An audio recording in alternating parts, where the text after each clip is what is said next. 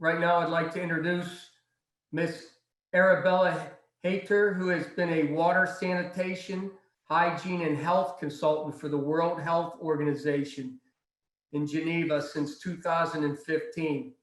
She provides country support for work on WASH in healthcare facilities, particularly WASH fit training and follow-up.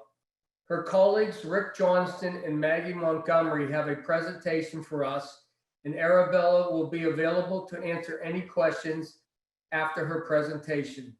Arabella, can you address our conference, please? Hello, everyone. Good morning. I gather Letitia's going to play the video on our behalf, and I look forward to answering questions afterwards. So yeah, please ask as many questions as you would like in the chat box, and we'll do our best to answer them. Thanks.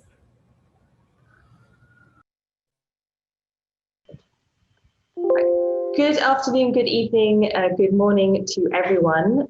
We're very pleased to join you today to give a presentation on behalf of WHO. My name is Arabella Hayter. I'll be joining the Q&A session after the presentation today. So please do ask as many questions as you'd like during the course of this presentation. And I'll pass over to my colleagues, Maggie Montgomery and Rick Johnston, who are joining remotely from Geneva to give the presentation. So over to you, Maggie. Thank you very much, Arabella, and welcome everyone. Today, Rick and I are going to be talking about WHO's work on WASH in healthcare facilities, and specifically the role of the plumbers to advance this work. So the first slide, you see a quote here from our Director General, Dr. Tedros. The world can no longer afford to overlook the fundamentals. And as I'm sure you're all aware, WASH in healthcare facilities is very much a fundamental and one that unfortunately has been ignored. So today I'm really happy to give you a bit of a sneak preview to the Global Progress Report that WHO and UNICEF will be launching on the 14th of December about where the world is and specifically where countries are in increasing access to WASH in healthcare facilities and addressing the enabling environment to ensure those services are sustained. So the first part, we'll go into a little bit of detail of the linkages and the specific aspects of safe plumbing. And then Rick and I together will give the latest status of WASH in healthcare facilities, both from the Joint Monitoring Program, which is looking at access, and from implementation of the World Health Assembly resolution, which is looking at the enabling environment. Very briefly, for those of you who aren't familiar with WHO and the WASH work we do, we have four main areas of work. The first is monitoring. So that's the role of the Joint Monitoring Program, looking at access, as well as GLASS, which is looking at the financial and policy inputs into WASH. We also have teams working on guidelines and their implementation around drinking water and sanitation. We have the team that I lead that's looking at specific settings, healthcare facilities, emergencies, and households. And lastly, we're regularly looking at the data and analyzing it in terms of the burden of disease attributable to poor WASH.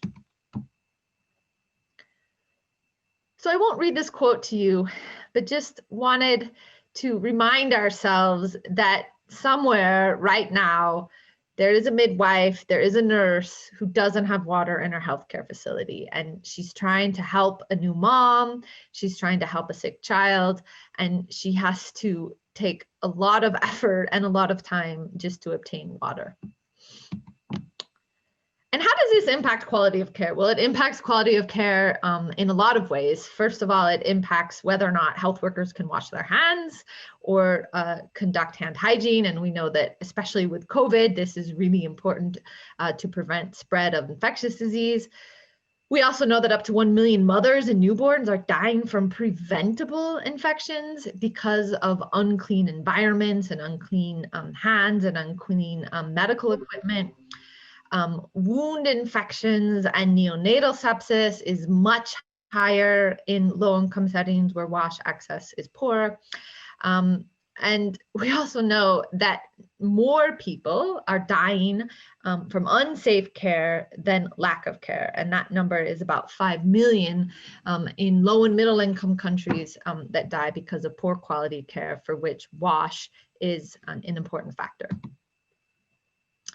But there's more than just infections and deaths, and those obviously are really important, but also WASH services are really important to equity, to dignity, to really fulfilling, especially the needs of women who obviously access healthcare facilities more, especially around the time of childbirth and for reproductive care.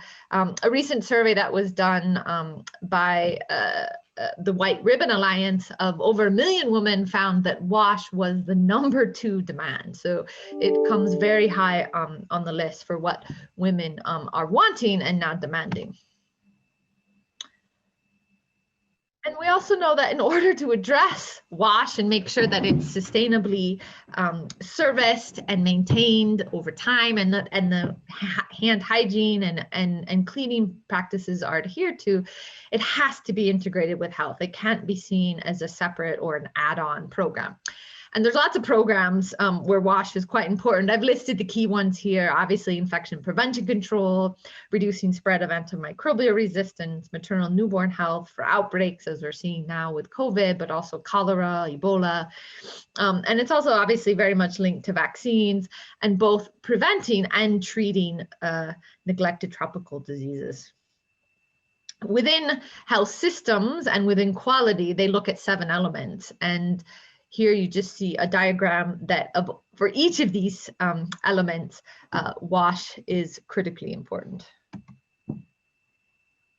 Okay, so now getting into a little bit more of the technical aspects of WASH, and obviously the one really key component and one that I'm sure all the plumbers out there are very much focused on is delivering safely managed supplies, and how the plumbing aspects in particular can facilitate delivery of these supplies. We know, for example, that safely managed water through a well-regulated and professionally managed pipe system is the ideal way to consistently deliver safe water. We also know that a water safety plan approach, which is the main framework by which the guidelines for drinking water quality are implemented, is the most effective way to make incremental improvements, but also to make sure that those improvements are managed over time. Looking very specifically at microbial contamination of drinking water, I've just highlighted, as I'm sure you're all aware, there's 3 main groups of microbial pathogens that affect our water. And with with the SARS-CoV-2, yes, virus, it is a virus. We don't have evidence that it's transmitted through water.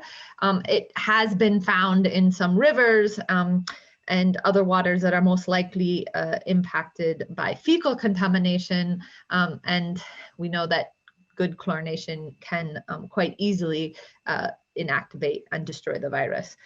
The pathogen that you're probably all more concerned about in the plumbing is Legionella, and this has been becoming a growing concern, especially in developed countries where they're doing more monitoring, not only of Legionella in water supplies, but also of Legionellosis,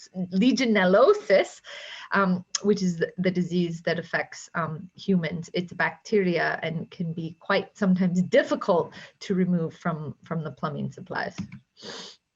So we need you. Safe plumbing is really critical. I've included here a photo from one of the largest hospitals in all of Ethiopia in Addis Ababa. You can see that, first of all, there's an open drain that has all kinds of storm water running into it. There's pipes that are leaking and exposed, and lots of potential here, not only for cross-contamination, but for serious losses of the water through the supply. So these are all issues I'm sure that you're aware of, about the cross connections, about making sure piping connections are regularly checked, about that we should have water pipes above black or gray water pipes to avoid cross-contamination, that bathroom showers and sprayers should have backflow preventers to prevent black water. And after an adverse event, such as a large storm or some kind of climate event, or some kind of conflict where the system has been damaged, that treatment should be used and the entire system should be flushed. There's also really important links with plumbing and sanitation and antimicrobial resistance. Here you see a diagram of the different ways in which antimicrobial resistance spreads, both from animals and the way that it's used in agriculture, but also through use of antibiotics among humans. This is a new document that WHO came out with last year, led by our sanitation team, that outlines not only the key risks with AMR, but also what can be done to address it. Good manufacturing is really important of pharmaceuticals, including wastewater treatment, universal access to wash to prevent people from getting sick and needing antibiotics in the first place.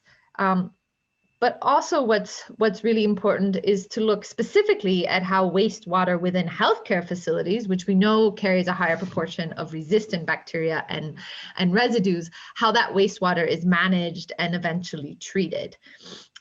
We know that wastewater from healthcare facilities does carry higher proportions. We also know that resistant bacteria, fortunately, is removed about at the same rate as other types of bacteria. So if we put in good systems to manage and treat wastewater, we can be fairly confident that we won't be adding to the spread of antimicrobial resistance. But it also means that we need to do more than just pit latrines or more than just septic tanks that drain into a field, that potentially we need to be looking at secondary treatment and safer collection and storage, especially within larger facilities. WHO has a whole slew of guidance, and obviously there's plumbing components to many of the sanitation technologies, and encourage you to go online and see what's out there.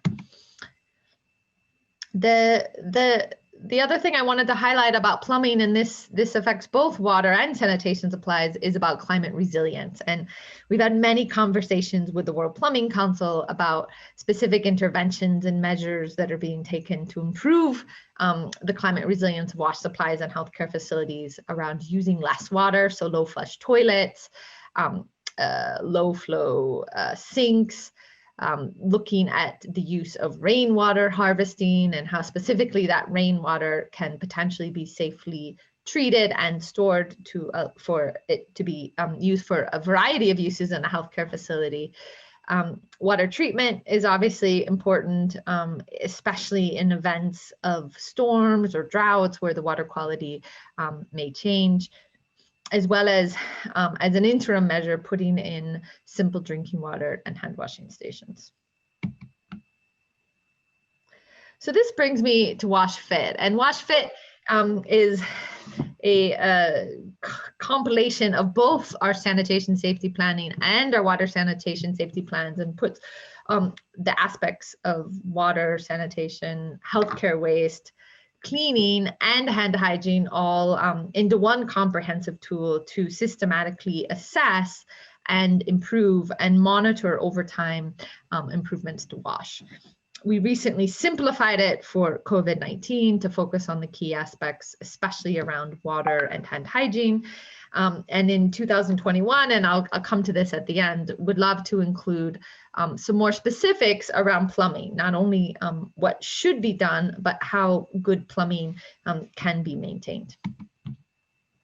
So I'm going to hand it over to my colleague Rick now, who will give you the latest on what is the status of WASH access in healthcare facilities. So Rick, over to you. Thank you, Maggie. Yeah, I'd like to give a brief summary about the statistics about WASH in healthcare facilities. And these are produced by the WHO UNICEF Joint Monitoring Program for Water Supply, Sanitation, or Hygiene, or the JMP. And I'm Rick Johnston. I manage the WHO side of the JMP. Here on this slide, you can see some of the main messages that we have about healthcare facilities in least developed countries. 70% lack basic healthcare waste management services. Half of them are lacking basic water services. and 20% have no sanitation services at all. Next slide, please. So I want to start by explaining a bit where those numbers come from. When we speak of WASH in healthcare facilities, we're talking about 5 distinct service areas: water, sanitation, hand hygiene, healthcare waste management, and environmental cleaning. And for each of those service areas, we have defined what a basic service level means, and we'll get into those terms and definitions shortly. But the point I want to make first is that for each of these services, we look for national sources of data. And that might be from a health facility assessment or a routine data collection like an MIS. In 2019, the JMP published a first baseline report on WASH in healthcare facilities. And at that time, we had 260 national data sources in the global database that represented assessments of 560,000 healthcare facilities from 125 countries. And this year, we've just updated the global database. And just 1 year from that baseline report, we now have 476 national data sources from 165 countries that draw on data from almost 800,000 healthcare facilities. So there's been a big growth.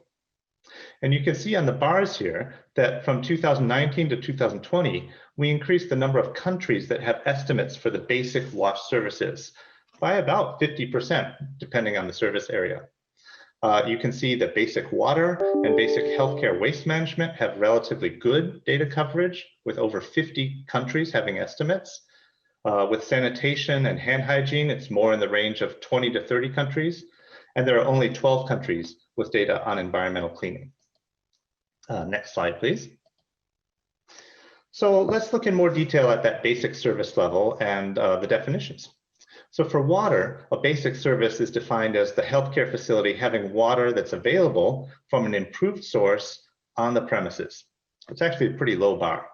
And here you can see that 76% of healthcare facilities globally met this service level in 2019. And that's extrapolating from those 52 countries that had estimates of basic services. We also define lower levels of service. The yellow bar here indicates what we call limited services. Those are healthcare facilities that meet some, but not all, of the requirements of the basic service. Maybe, for an example, an improved water supply, but one that's located off premises. And then in orange, you see the healthcare facilities with no services, which means that they either used water from an unimproved source or had no water source at all. Now, globally, you can take either a glass 3/4 full or a glass 1/4 empty approach. This does mean that a quarter of the world population, about 1.8 billion people, lacked basic water services at their healthcare facilities. And that includes 1.1 billion who had limited services and 711 million who had no water service at all. If you click, you'll see that improved sources are fairly well established. This simply means water supplies that have some kind of sanitary protection. That includes piped water supplies, but also boreholes, and even protected wells or springs or rainwater harvesting systems. But these graphs show that a lot of healthcare facilities with improved water sources, those water sources are not located on premises, or they do not have water that's actually available when needed. You might think of a piped water supply where actually, because of intermittent supply, there's no water when you turn on the tap. And if you click again, there's another thing to call out, and that's a lot of improved water sources that are located on premises are not reticulated piped water supplies. That might be boreholes, for example, or here you see Papua New Guinea, which has pretty high coverage with improved water on premises, but almost none of them are piped supplies. There's a lot of rainwater collection going on in Papua New Guinea. Next slide, please. We're going to move to sanitation, and this is the most complicated of the indicators. So a basic sanitation service is defined as the healthcare facility having improved sanitation facilities that are usable, but also having toilets available for different types of users. There should be toilets dedicated for staff, and also sex-separated toilets with menstrual hygiene facilities, and at least one toilet accessible for people with limited mobility. Now, these these different elements mean that a lot of countries don't have data on all of these things. So we didn't have enough data to make a global estimate. We only had 27 countries that we could produce estimates for. But most of those countries are classified as least developed countries. So we could say that among all of the least developed countries, or LDCs, only 37% of them had a basic sanitation service in 2019. And if you click, you can see those 27 countries that did have basic estimates, along with all of the elements of the basic sanitation indicator. And don't worry about reading the specific numbers, but the heat map shows, the red ones are really poor. And you can see that in different countries, there are different elements that are limiting factors for the basic sanitation indicator. But often it's these two closer on the right about having menstrual hygiene facilities and having toilets that are accessible for people with limited mobility. You can see that some healthcare facilities, if you look at Zimbabwe, for instance, all healthcare facilities have some kind of sanitation facility. They're almost all improved. They have toilets for staff and for women, but only a third of them have menstrual hygiene facilities, and only 1 in 6 are accessible to people with limited mobility. Next slide, please. The basic hand hygiene indicator has 2 parts. It's about having functional hand hygiene facilities at points of care, but also within 5 meters of toilets. And what we found is that there's not much data on water and soap in toilets. There were only 22 countries with national data that we could use, so we couldn't produce a global estimate for basic hand hygiene services. But there is relatively high data coverage on availability of hand hygiene facilities at points of care. There were 71 countries that had data on this in 2019. And we could make a global estimate that just over 2/3 of healthcare facilities, 68%, did have hand hygiene facilities at points of care. And you can see on this map the proportion of healthcare facilities that lack hand hygiene at points of care. The first thing to note is that most of the data that we have is coming from low and middle income countries, especially in sub-Saharan Africa. And that's where a lot of the global survey programs are focused. And of course, if 2/3 of healthcare facilities do have hand hygiene materials at points of care, that means that 1/3 don't. And you can see in this map that there are even 12 countries, shown in dark orange, where less than half of healthcare facilities had hand hygiene facilities at points of care. And this is a problem that doesn't need heavy investments in infrastructure. It's more about management and ensuring that hand hygiene and more broadly infection prevention and control are adequately resourced. Next slide. This is the basic waste management services indicator. This also comes in 2 parts.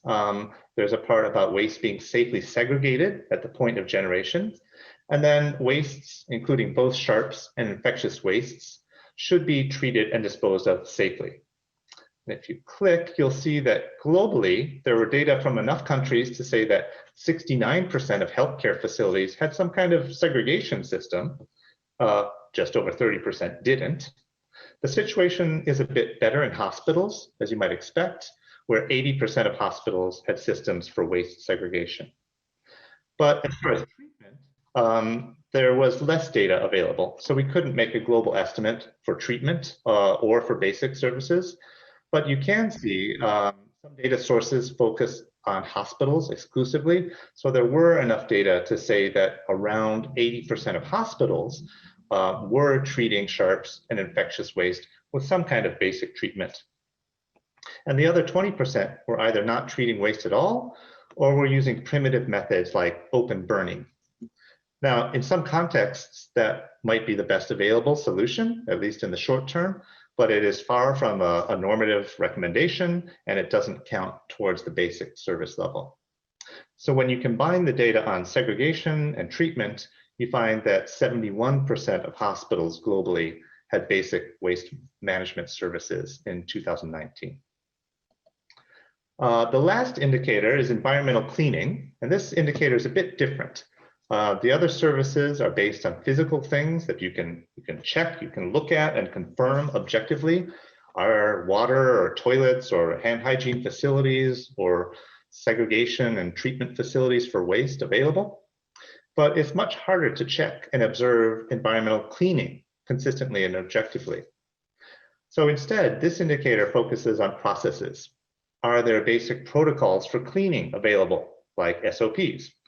And have all the staff with cleaning responsibilities received training on cleaning?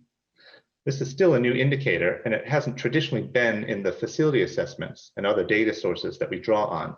So if you click, you'll see we only have 12 countries with national estimates. But that is growing quickly. There were only 4 countries in the first report that came out last year. And here you can see there's a real range of coverage. Some of the countries in Europe and the Middle East already have universal coverage, but in others, for example, you have fairly high coverage in Thailand, ranging down to very low coverage in places like Bhutan and Niger. Now, like hand hygiene, this is an indicator that in principle could be improved rapidly with relatively small financial inputs.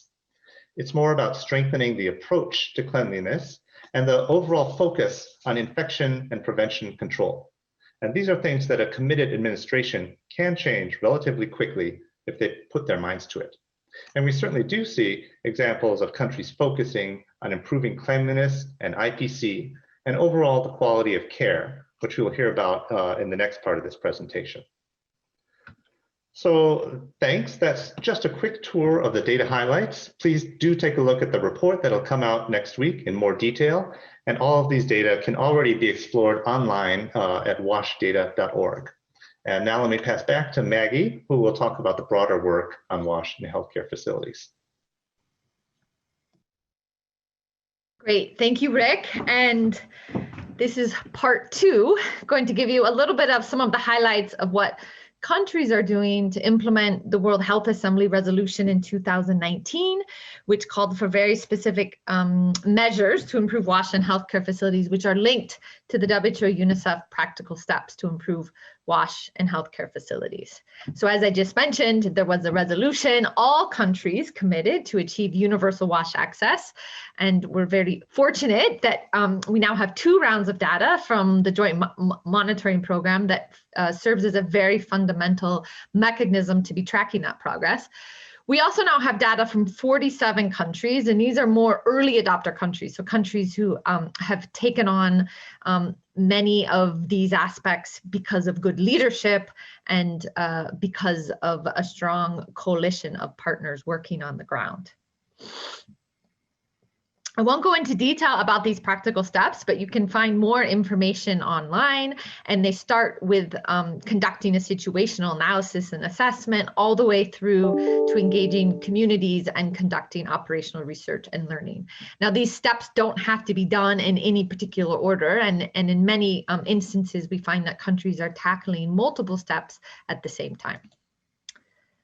So this plot is a bit hard to see, but you can read it in detail in the global report. But just to highlight that if you look at the colors at the left-hand side, so these are those initial steps around conducting situational analysis, around setting up a national coordination mechanism, around updating and implementing standards. You see a lot of green, which means it's been fully achieved, and yellow, which means they've started but haven't finished the work. And you see much less red. Red means it hasn't been started at all. But the further you move across the practical steps, and just to highlight, we're only tracking 5 of them because 3 are difficult at the global level to set indicators and really track. Those last 2 are around infrastructure improvements and integrating WASH into health systems regular monitoring. You see a lot more red. So those are areas that definitely require more investments and more attention. In summary, and as I've already mentioned, we have nearly all countries are in the process of updating standards, so that's very encouraging. And many of these new standards are looking at aspects of climate, especially around the use of non-burn technologies and recycling of healthcare waste, but also around reducing water use and looking at some of these infectious disease risks around Legionella and AMR. We also see a lot of progress in the early adopter countries in putting in place national coordination mechanisms and having strong leadership at the national level. But when you start looking at dedicated budgets, and we know these are essential to make sure the WASH services can be maintained and properly used over time, we have fewer than 1 in 3 countries, and we have even less, fewer than 1 in 10, who have integrated WASH into their regular monitoring, health monitoring systems. Maybe one last encouraging note is that we see progress across the board, even in fragile and conflict settings. So it really shows that it is possible to advance, even where resources are extremely limited.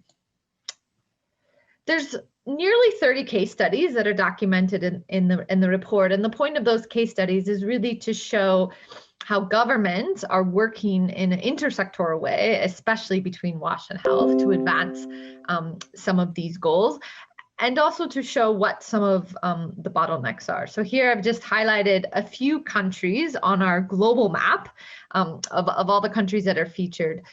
The colors represent the extent of progress across the 5 steps that we're monitoring. So green means these countries are making quite a bit of progress, and just to also emphasize, the progress is contextual, right? So you may say, wow, DRC is green, but for DRC, they are making progress in a number of the steps. Red signifies that very little, if any, progress is being made. And if you join the global webinar next week, and you can also listen to it online, you'll get to hear directly from countries like Ghana, like Philippines, about what they're doing to engage the health systems, to make incremental improvements, and really to elevate this issue across health systems programming and funding.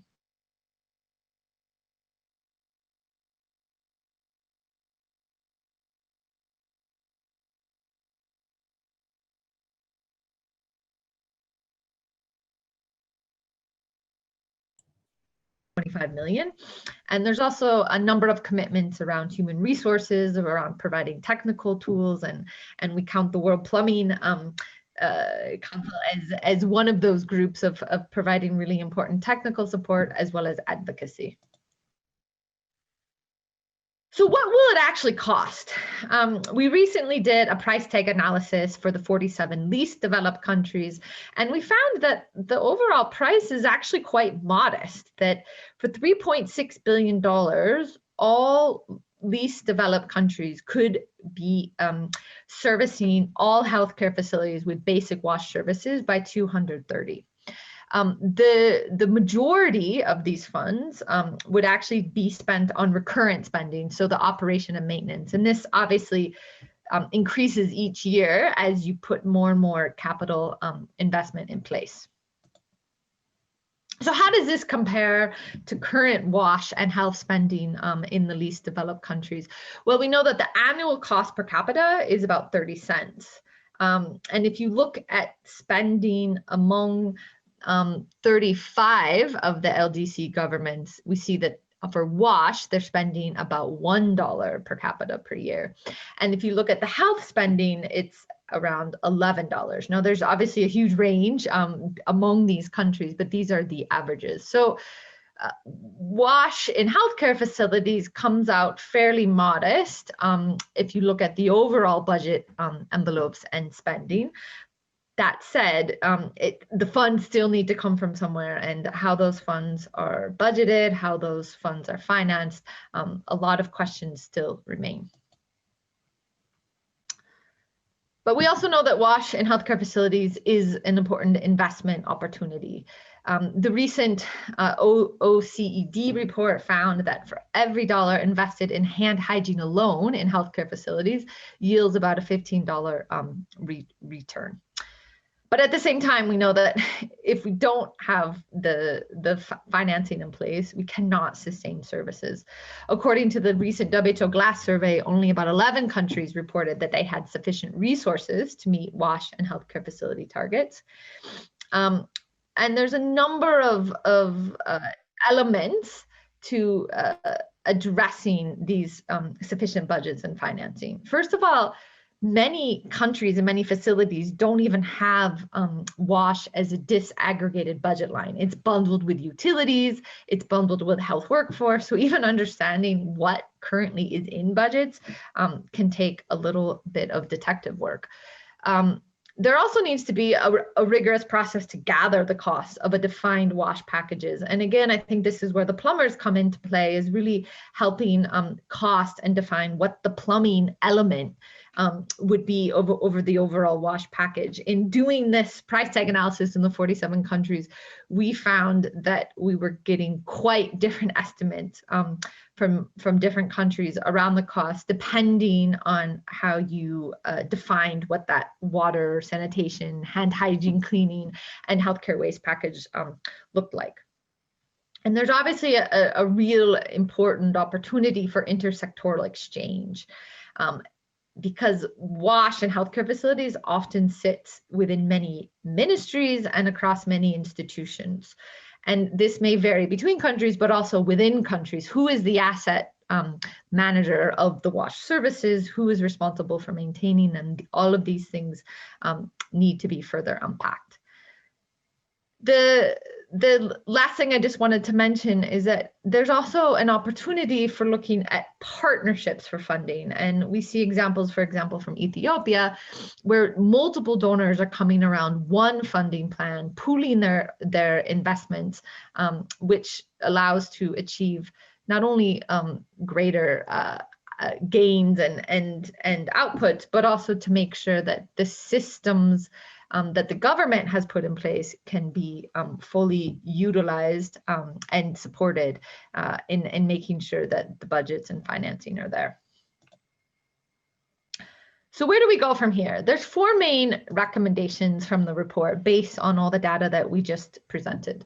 The first is the importance of implementing costed national roadmaps with appropriate financing. It's very important that countries have a plan, that this plan is well coordinated and articulated within specific health efforts, and that also progress can be monitored against these country plans. The second, and I just kind of alluded to it in my last sentence, is that progress is monitored and regularly reviewed. And that's for the WASH services, which Rick so eloquently presented, but also around the practices and the enabling environment. We know that, as Rick mentioned, data on environmental cleaning and aspects of sanitation are especially lacking. We also know that in many countries, particularly in Asia and parts of the Americas and Europe, are starting to define higher levels of service, and those are particularly important when looking at aspects of climate or looking at aspects of AMR. And as a start, these WASH indicators need to be not only incorporated into facility surveys, but into regular health systems monitoring, but also into the blueprints for architectural plans for new infrastructure. Lastly, in terms of health programming, whenever data on quality of care is generated, WASH should also be monitored and reviewed. And we still see that this is lacking both on the research side, but also on the programmatic side. And lastly, we need to not only continue to track implementation of the World Health Assembly resolution, but we need to improve and strengthen how this is tracked and how this is reported on by the global community, and in particular WHO and UNICEF. The third recommendation is developing capacities of the health workforce. So they need to be empowered, they need to be trained to obviously do things like regular hand hygiene, but also to know how to safely manage and treat healthcare waste, to use appropriate cleaning methods to make sure infectious disease risks are minimized. WASH Fit obviously provides a good mechanism to do this, but it's not just WASH Fit alone. There's all kinds of health tools out there that also need to be looking at this aspect of the health workforce that in some cases aren't providing care directly, but have a big impact on the quality of care. And lastly, the fundamental ethos of all of this work is to make sure that WASH is integrated into regular health sector planning, budgeting, programming. There's a real opportunity now with COVID-19 response and recovery efforts to build back better, to make sure that WASH is no longer the add-on, but is a fundamental aspect of all plans, of all systems, and in particular of all the budgeting and the financing. I just wanted to highlight that this is particularly important as we're increasing the amount of testing that's happening worldwide, and the globe is also preparing to do a mass vaccination effort, which has the potential to generate a lot of waste and overwhelm already weak capacities on the waste side. So what can the World Plumbing Council do? Well, we want to offer just a few ideas, and obviously would love to continue the conversation. The first would be fantastic to have some very specific and clear fact sheets on plumbing for WASH Fit that could be a more in-depth look at what needs to be done for plumbing, how good plumbing can be maintained, and what are some kind of low-cost incremental improvements that can be done for plumbing. Healthcare facility plumbing challenge. We've been really inspired by the community plumbing challenge, and we've been a part of some initial efforts in Venezuela, as you know, has been very hard hit by the political and economic crisis there, about how they can improve plumbing in their hospitals. Other potential countries are Timor-Leste, and there's been some initial work done in Indonesia. So really showing a proof of concept of how one facility can address plumbing and how that could be rolled out to other facilities. And the third thing is that there's a number of upcoming regional events in 2021 in Africa as well as Asia. It would be fantastic to include the plumbers, not only from an advocacy role, but also for a potential specific side session on plumbing. So lastly, just wanted to remind you all, we will be having a global webinar on Monday the 14th. You'll get to hear Rick and I again, but you'll also hear from countries and partners, and there'll be a special session for Q&A to go into more details about what's happening, what the challenges are, and what is the way forward. So there's lots of ways for you to get involved. I encourage you to visit our knowledge portal at washandhcf.org. You can also see some of our courses, which are on OpenWHO.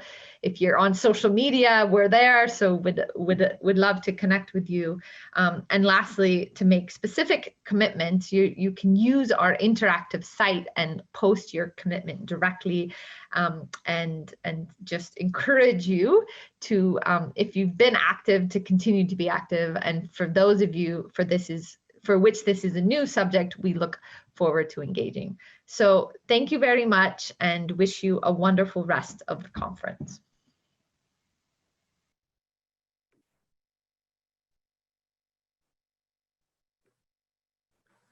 Thank you, Maggie and Rick, for a great presentation. Is Arabella, there you are.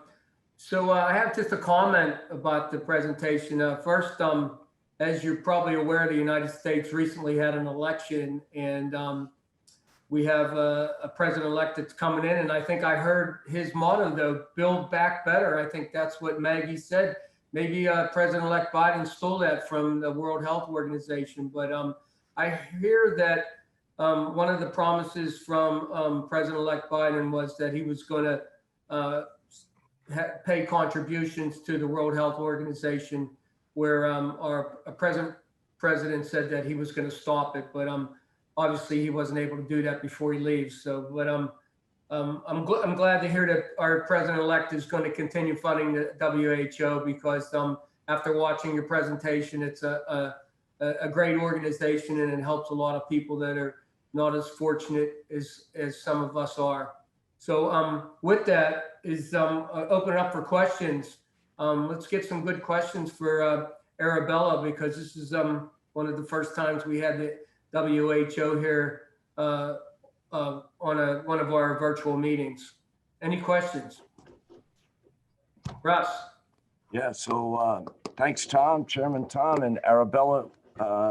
Compliments to Rick and Maggie. You know, the healthcare facility application and the plumbing industry are in perfect alignment, as we've discussed and have strategized over the years. So I guess my basic question is now with the impact of COVID, which was never part of our planning, over the years as we've met as a plumbing industry and as representatives of WHO. And I should note, by the way, that for the better part of the past 25 years, the World Plumbing Council has had an invaluable relationship with WHO. And that served as the foundation for WPC, the World Plumbing Council, obtaining NGO status in collaboration with WHO. And we've maintained that now since that time. And we've talked to Arabella, Maggie, and Rick, and Bruce Gordon about particularly the healthcare facility application, because that's a really vulnerable population.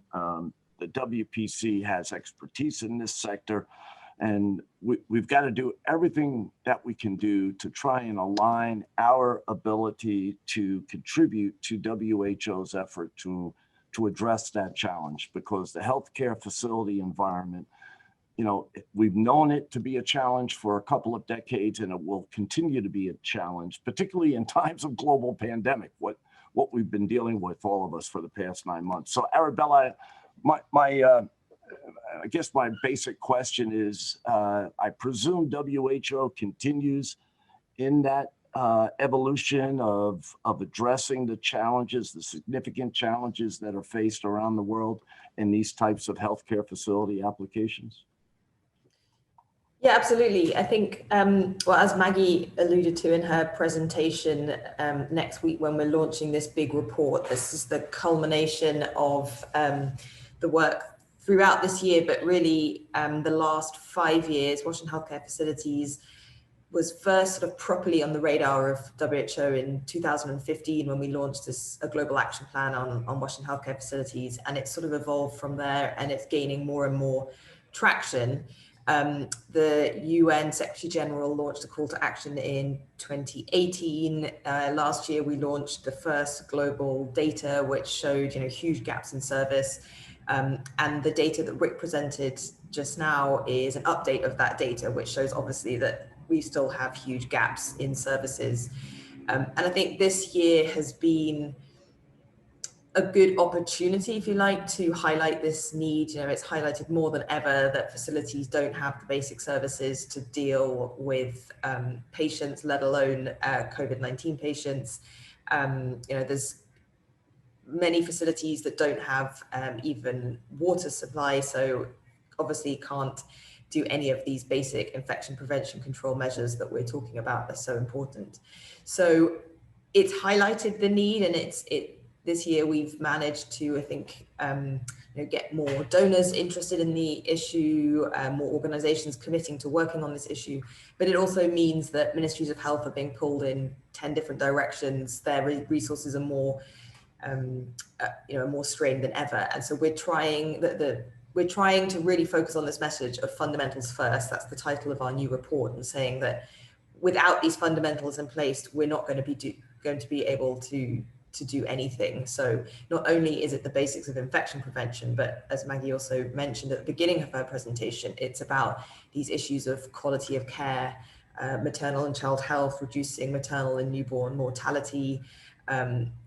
There's issues of equity and dignity. It's a basic human rights issue to have these services in place. So although Washington Healthcare Facilities is an infrastructure issue, and by that it's great to have the collaboration of WPC, it's also a health issue. And so we're really working to try to push the health sector to take this on board, and recognizing that any kind of health initiative needs to address these fundamentals first before they go on to consider all the other elements. So trying at the country level to get WASH included in all health initiatives, plans, and the COVID-19 vaccine is a prime example of that, because we are likely to see a huge amount of waste generated from the numerous doses of these vaccine that are going to be delivered around the world. And at the moment, the conversation on what happens to that waste is very limited. And from a waste management perspective, that's absolutely huge. So trying to make sure that people are considering these issues and these services right at the start of any kind of implementation of any activity.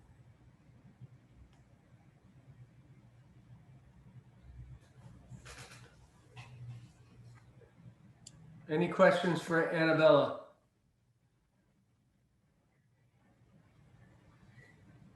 Well, you must have did a great job, Arabella, because we don't have any questions for you. But on behalf of the WPC, thank you so much for taking your time, getting up early this morning, and giving us that great presentation. And you know, please let Maggie and Rick know that we also appreciate them taking time from their busy schedules to put that together. And I hope this is just the beginning of something that we could do more often. So thank you very much. Well done. Thank you to all of you. And maybe just to say as well, please do, we encourage you to continue the conversation. If you think of any other questions afterwards, we're happy to respond by email. And just to say as well that Maggie mentioned in her presentation a little bit about Wash Fit, and we've been in discussion with you all, particularly Sean in Ireland, about developing and strengthening the plumbing aspects of that tool. So we will be in touch again in the new year once we've launched this report and we all have time to take a break over the holidays. We'll be coming back in the next year to address that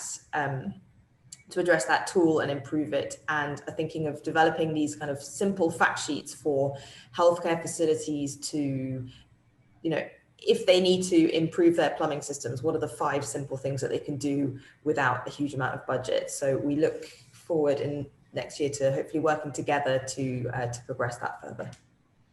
That sounds great, Arabella. And we'll be there if you need any of that information on the installation of good plumbing systems. So thank you again.